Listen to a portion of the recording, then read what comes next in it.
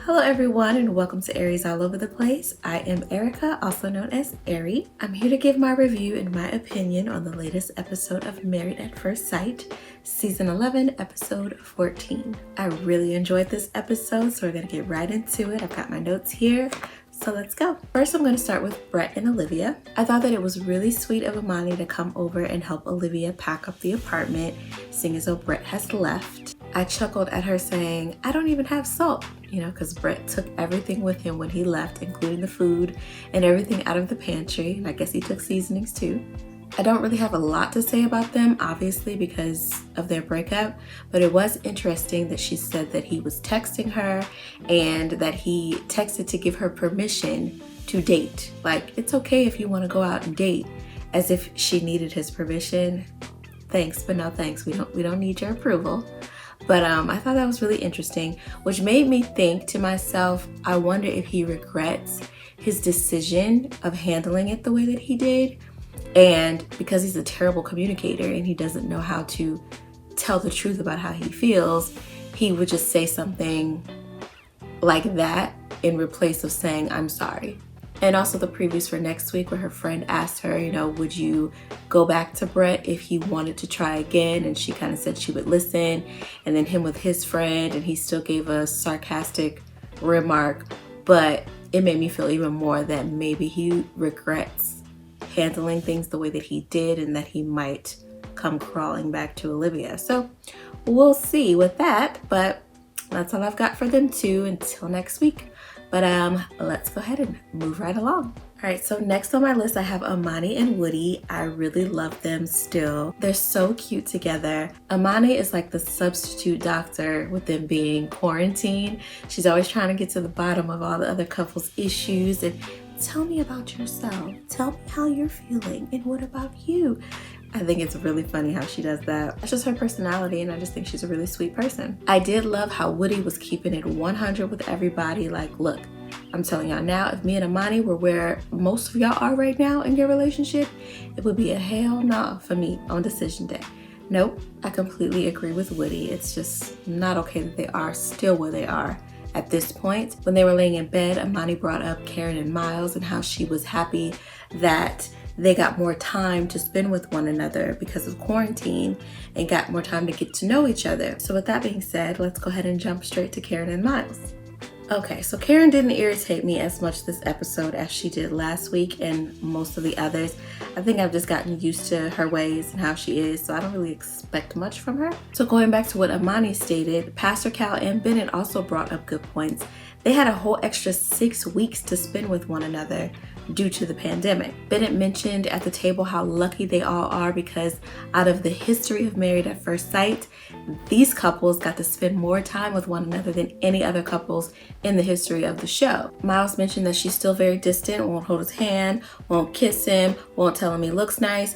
And again, they had a whole extra 6 weeks. So 6 weeks ago, she wasn't going to be ready, and she's still not ready. It's just really not working for those two, and I'm over it. Miles is a really great communicator. I love how he communicates with everyone and let them know about his depression and how he's feeling about things because he doesn't want to offend. He doesn't want them to feel like he's being standoffish or being rude or mad. He's letting them know up front, like, listen, I'm dealing with this right now, so if I come off like I'm not being communicative or I'm standoffish, it has nothing to do with you. These are just some things that I'm dealing with internally right now that I just need to be able to control. I thought for a moment that Karen was going to say she had an issue with him bringing that up around everyone, but she said that she liked that. But I was on the edge of my seat like, girl, I dare you. I dare you to say you have a problem with it. But they both mentioned how it was really tough dealing with not only the pandemic, but all of the racial injustices and the protests and everything that was going on. I completely get it. But she did mention that right now she just wanted to spend time by herself. I don't know how I felt about that answer, but it's Karen. Like I said, I'm used to it at this point. It's whatever. Moving on. Next, I have Bennett and Amelia. So they're still super cute. I've always mentioned how agreeable they are with one another, but I kind of think that agreeableness, is that even a word? I don't know. I think that it may wear off a little bit and they're going to start to be a little more raw and real about how they feel about things. I thought it was super funny when they had to write their letters to their younger self. Amelia was very sweet in her letter and, you know, included Bennett's entire letter to his younger self. I think he totally missed the point of the exercise because he started talking about a Pokemon card. The whole letter never referred back to the project in which they are in right now. And Amelia was very disappointed, like, oh, I just thought that, you know, you would talk more about me. And he's just like, well, why? I see you every day. I talk to you every day. What for? Like, I think he missed the point. Or, like I said, maybe he missed the point on purpose. I don't know. But it was really interesting. On the next episode, they show a clip of Amelia saying that she never knew if she really wanted to be married, more so than the fact that she thought it would be fun to come on a reality show. I'm like, what? I was shocked to hear that. So very curious to see how things play out next week with Bennett and Amelia. But I hope they're not crumbling at all because they're super cute and they love each other so much. But as in any relationships, the whole relationship isn't going to be peaches and cream all the time. So I get it if they're having their little spats or whatever, but I just hope that they can keep it together. All right, and last on my list, I have Christina and Henry. Like I've said before, Henry is so funny to me. I laughed so hard this episode at him and all of his facial expressions whenever Christina would even speak. He's so over her. Christina at the table talking to everybody about Brett and, you know, how she tried to warn Olivia about him because something about him she just didn't like and he was a jerk and she knew it from the beginning. Girl, Olivia and Brett's issues had nothing to do with the issues you was coming to Olivia about Brett. And how are you gonna call Brett a jerk? Christina, nobody is a bigger jerk than you are this season. So she started crying at the table because I think she could sense that the others could sense her BS. So that's why she started crying, because they were just kind of looking at her like,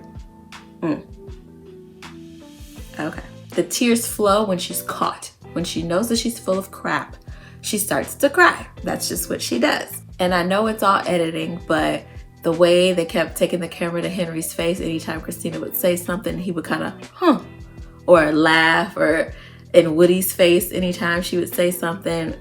Hilarious. Even Woody was like, girl, really? You gonna speak on Brett when you got your own issues that you're dealing with in your marriage? You might want to shut up. Her letter she wrote to herself was still very passive aggressive and petty. She was still throwing little jabs. I like how he straight up asked her, like, what are you referring to in this letter? Where did you get your material from? So I like how he, you know, made her answer that question. Henry is definitely on to Christina. He's not going to stay married to her at all. Not going to happen. So overall, it was a really great episode. I'm looking forward to next week's episode because I think it's also going to be a really good one. These are just my thoughts and my opinions. I try not to watch any other reviews before I do mine because I don't want to be like swayed anyway in my opinions. But that's just it. That's just how I feel about everyone. Short and sweet, not too long. But I will be back next week with my thoughts on the next episode. So if you like this video, be sure to give it a thumbs up. Comment below if you would like. And of course, don't forget to subscribe. Thank you all so much for watching. Have a great day. Bye.